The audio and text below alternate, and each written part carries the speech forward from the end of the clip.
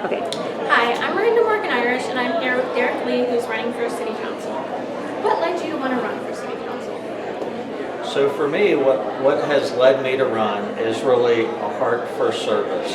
I have always been involved in service, and when my kids were little, we were involved in church and school and that kind of thing. And then as my kids have graduated and left now, I wanted to serve in an area where I had some expertise, and so I am a civil engineer, and so because of that, I'm in front of council quite a bit, and so I wanted to serve in an area that I had some knowledge, and so that's why I'm running. Do you believe that there is an affordable housing issue in Springfield, and if so, what would you propose that we do about it? So there's absolutely an affordable housing issue.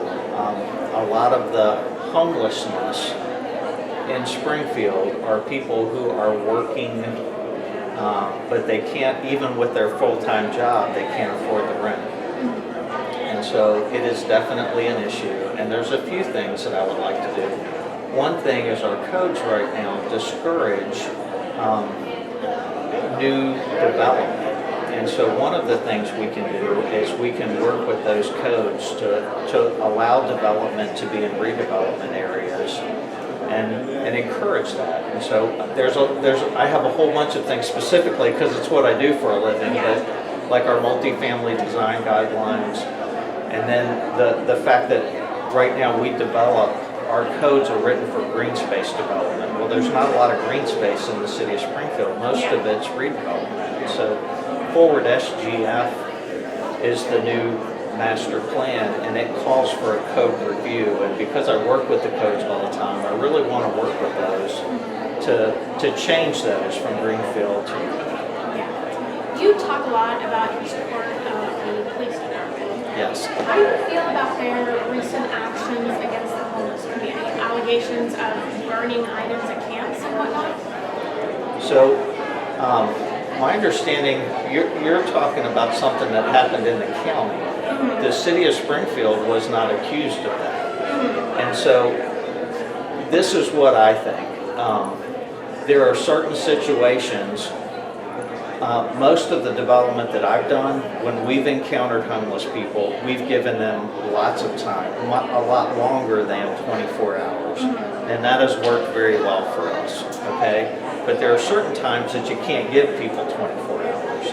I had a homeless person show up on my doorstep last week, and they had mental issues, and I called the police, and I didn't need them to be there 24 hours later. I needed them to help me with this person right then, and our businesses are faced with that. If you have somebody who's breaking the law, or somebody who's on drugs, or somebody who has obvious mental issues, you've got to treat those situations differently and have the police remove them immediately. And so I think that there needs to be judgment to see where it needs to be immediate and where you can give them time.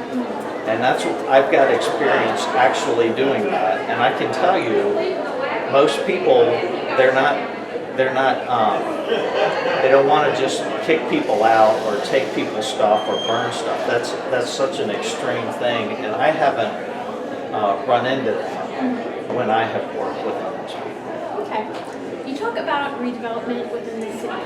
For Correct. you, what is the difference between redevelopment and gentrification in our city where it only really benefits the wealthy?